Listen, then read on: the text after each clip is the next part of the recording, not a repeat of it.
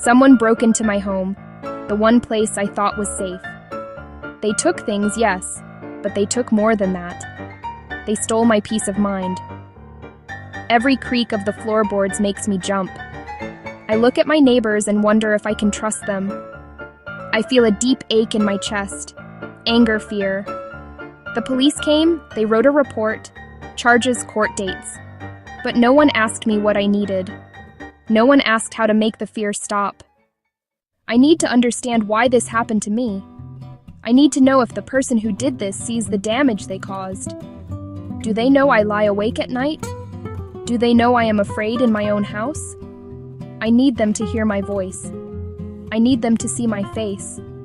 I need them to understand the harm they created. Punishment alone feels empty. It will not give me back my sense of safety. It will not answer the questions that haunt my quiet moments. I need something more.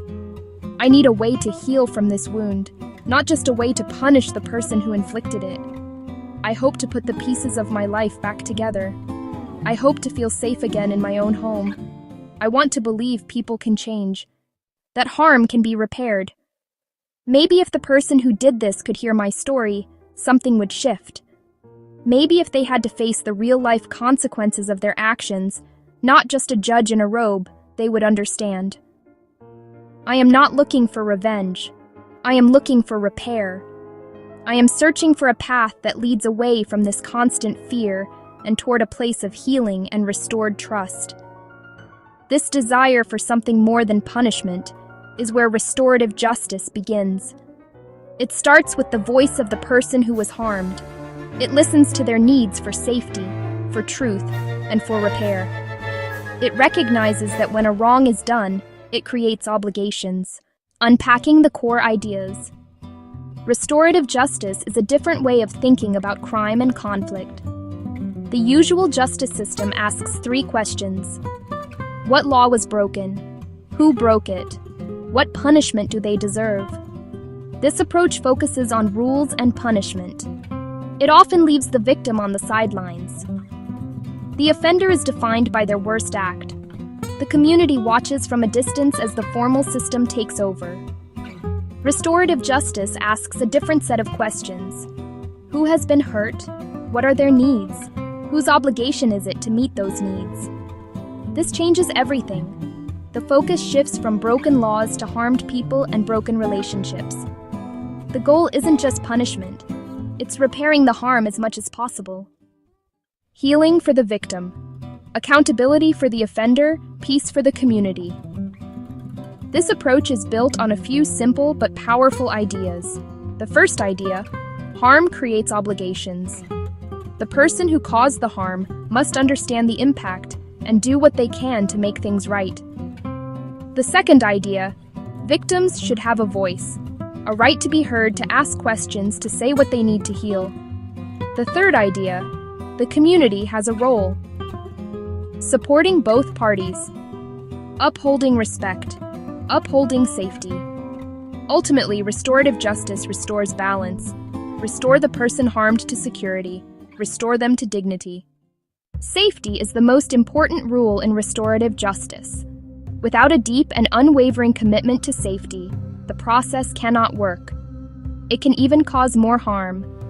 This means the physical, emotional, psychological well-being of every participant, especially the person who was harmed. They must be the top priority at all times. Before any meeting happens, careful preparation must be done. Create a safe container for the difficult conversation. The principle of consent is central to ensuring safety. No one can be forced to participate. The person who was harmed must voluntarily agree to take part. They have the right to say no at any time, for any reason. They also have the right to choose how they participate. They might not want to meet the offender face to face. They could choose to write a letter to be read aloud. They could have a trusted friend or advocate speak for them. Giving the victim control over their participation helps restore agency. A trained facilitator plays a critical role in establishing and maintaining safety. This person is not a judge, but a guide. The facilitator meets with the victim separately. The facilitator meets with the offender separately. They listen to each person's story. They explain the process clearly. They set ground rules for respectful communication. During the meeting, the facilitator ensures rules are followed. No one is shamed, no one is blamed, no one is interrupted. The facilitator's calm and steady presence helps everyone feel secure enough to speak honestly and vulnerably. The restorative meeting, often called a conference or a circle, is the heart of the process. It is a carefully structured conversation designed to allow for truth-telling and problem-solving. It is not an argument or a debate. It is a guided dialogue with a clear purpose, to address the harm and decide together what needs to be done. The structure is simple but powerful. The meeting begins with the person who was harmed. They share what happened and how it affected them. Next, the person who caused the harm responds, acknowledges, and accepts responsibility. Afterward, the group creates a plan: apology, restitution, service, counseling, and writes clear steps everyone agrees on. Accountability in the traditional justice system often means one thing: punishment. It is about serving time, paying a fine, or following probation rules. Often, offenders never face the person they hurt or take personal steps to make things right. This is passive accountability. Restorative justice is active and relational. It asks three things: understand impact, take responsibility, take action to repair. This is more demanding than simply accepting a punishment. It requires courage, empathy, and effort, Making amends is the tangible part of this active accountability. If a teen vandalized a park bench, amends can go beyond paying for it. Working with the Parks Department for a month, writing a respectful apology, completing realistic tasks, related to the harm, respectful to the victim, and achievable for the offender. Active amends can restore self-worth and connection. Studies show restorative processes can lower reoffending by building real understanding of consequences. The power of restorative justice is best seen in small, real-life examples. Imagine a group of students who spray-painted graffiti on the wall of a local grocery store. The store owner was angry and felt disrespected. The police caught the students. Instead of juvenile court, they referred the case to a restorative circle. He shared how he built his business and how the graffiti hurt him and scared customers. The students listened, saw him as a person, and one by one apologized. Together, they made a plan. They cleaned the wall and repainted. They worked inside to understand the business. The harm was repaired and a lesson learned. Consider another story: a stolen bicycle. A young woman's only transportation to work was taken. She was devastated. The thief, a teenager from the neighborhood, was caught. In the conference, she described the impact. She had to spend on bus fare and was late to work twice. She felt violated and insecure. He had never thought about these consequences. He stole to help with family bills, not an excuse, but context. He agreed to work part-time at a community center to earn money to pay her back. The director offered the job on the spot. She got her money back. The teen got a job and a mentor, and the community turned harm into an opportunity for growth and connection. Restorative justice is powerful, but it is not a magic solution for every situation. It requires willing participants. If the victim declines or the offender refuses responsibility, it cannot proceed. Severity matters. In cases like murder or severe sexual assault, RJ is complex, risky for re-traumatization, and must be led by highly skilled facilitators. Successful dialogues exist, but are rare. Many programs start with property crime and minor assaults to build trust.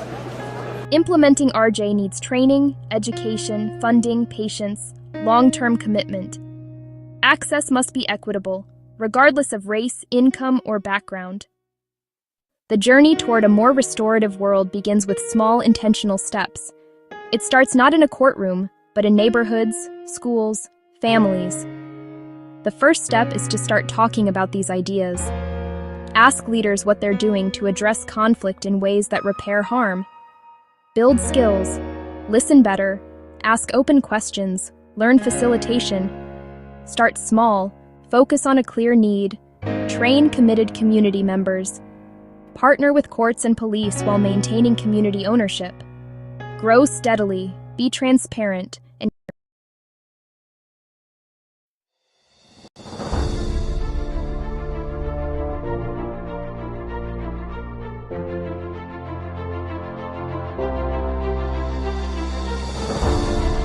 Across the globe, a quiet but pervasive crisis is unfolding, one that erodes the very foundation of our civic life. A profound lack of trust between citizens and the governments that serve them. Decisions are often made behind closed doors. Budgets are presented as impenetrable walls of numbers. The processes that shape our communities feel distant and obscure. This creates a fertile ground for suspicion, where citizens begin to assume the worst about how their money is spent and how critical choices are made. This erosion of trust is not merely a matter of public perception. It paralyzes progress, stifles civic engagement, and ultimately weakens the fabric of society. When people feel disconnected from their government, they are less likely to participate, collaborate, or believe in a shared future. This chasm of distrust, however, is not insurmountable. Tools capable of prying open the black boxes of bureaucracy and shining a light on public administration. These are not futuristic, unattainable solutions, but practical digital instruments deployable today to foster openness and accountability. From simple open data portals that make government information accessible to everyone, to complex systems like blockchain, creating immutable, tamper-proof records. The central promise is simple: make government actions visible, verifiable, and understandable to the people they serve. Imagine tracking your tax dollars from the moment they're collected to the exact school, road, or hospital they help fund.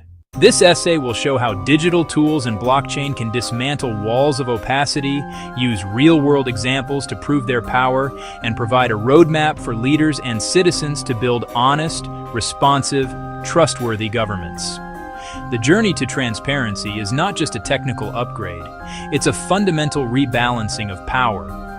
By making information universally accessible and processes verifiable, technology empowers citizens to be active participants instead of passive recipients. It turns governance from a monologue into a dynamic dialogue between people and elected officials. This shift restores faith in public institutions and ensures they work for the collective good. The ultimate goal: honesty as an ingrained, verifiable feature of government. The path to a more transparent government does not require a sudden, massive leap into complex, untested technologies. Instead, it begins with simple, intuitive, widely available tools designed to make public information accessible to all. The most fundamental of these is the Open Data Portal. Think of this as a digital public library. City budgets, public employee salaries, crime statistics, business licenses, published in a clean, organized, machine-readable format. Instead of being locked in cabinets or buried in convoluted PDFs, this information is available for anyone to download, analyze, and repurpose, free of charge. These portals are catalysts for civic engagement and accountability. Journalists can uncover waste or corruption. Entrepreneurs can build helpful apps. Researchers can propose better policies. Beyond static data, digital tools can bring the very processes of governance into the public square. Live streaming city council meetings and public hearings on platforms like YouTube and Facebook removes physical barriers to participation. A working parent, a person with a disability, can now watch proceedings from home, submit questions in a live chat, and hear the debates that shape their community. Similarly, online feedback platforms and participatory budgeting tools allow citizens to propose ideas, report issues, and vote on how a portion of the public budget should be spent, transforming them from passive observers into active collaborators. While open data portals make information available, they do not guarantee accuracy or that data hasn't been tampered with. A government could alter a database to hide facts or change a digital record to favor a party. This is where blockchain offers a revolutionary solution. At its core, a blockchain is a shared, distributed digital ledger, thousands of identical linked notebooks across a network. New entries are broadcast, verified by participants, then added as a block to the chain. Each block is cryptographically linked to the one before it, creating a chronological, unbreakable chain. To alter a record, you'd need to change that block and every block after on a majority of computers, an incredibly difficult task. This structure makes blockchain immutable, ensuring the integrity of its information. Recording procurement end-to-end, initial bids to final payments, creates a permanent, auditable trail. No secret bid edits, no hidden favors without a footprint. Land registries, aid tracking, even voting systems gain verifiable integrity. To see real-world impact, look to the Republic of Georgia. After independence, property rights were insecure, bureaucratic, slow, and vulnerable to corruption and fraud. Citizens faced opaque processes, disputes, and low confidence, stifling investment and development. In 2016, NAPR partnered with Bitfury to anchor the digital land registry to a secure, private blockchain. They augmented, not replaced, the database, using blockchain as a secondary verification layer. Transaction essentials, sales, inheritance, were hashed and recorded on-chain. A unique hash created a permanent, time-stamped, tamper-proof record, independent of the central database. People received receipts linking to the blockchain record, enabling independent verification of ownership. Confidence rose, fraud risk dropped, and registration became faster and cheaper. Georgia shows that incremental integration can secure rights, reduce corruption, and stabilize the business environment, delivering a more honest government. While digital tools and blockchain offer immense potential, it would be naive to view them as a magic bullet. The digital divide, connectivity, skills, devices, can exclude the most vulnerable.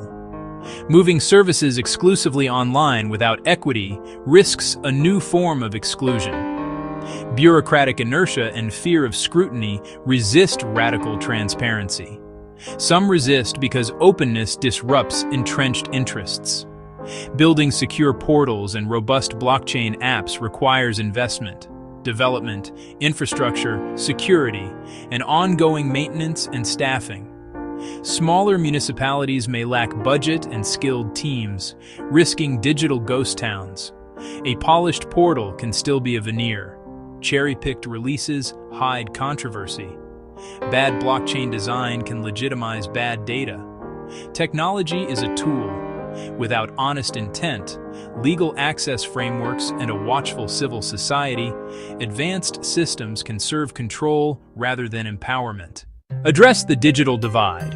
Invest in connectivity and create access points in libraries, community centers, and government offices. Commit to digital literacy so everyone can find, understand, and use public information.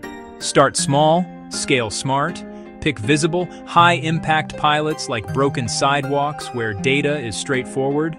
Demonstrate success, prove value, and win over skeptics. Iterate based on real-world use before a wider rollout. Implement robust governance, anonymize data, publish clear privacy policies, empower independent oversight. Build privacy by design so verification doesn't expose personal details. Pair tech with strong FOI laws and a vibrant ecosystem. Journalists, academics, watchdogs, via grants and civic hackathons. Ensure data is used to scrutinize action and drive positive change. Transparency requires unwavering leadership. Leaders must champion a clear vision for an open, honest, collaborative government. Make public commitments and weave transparency into policies and communications. Fund portals, training, and pilot projects. Frame as investments in efficiency, development, and trust. Transparent procurement reduces fraud and boosts competition. Identify innovators, give them cover to experiment, celebrate wins, and formalize roles like an Office of Innovation or a Chief Data Officer. Be accountable, share successes and failures, use data to engage the public in fixing problems. Model a culture where data drives learning, not blame. Leaders must build the political and cultural infrastructure where transparency can flourish.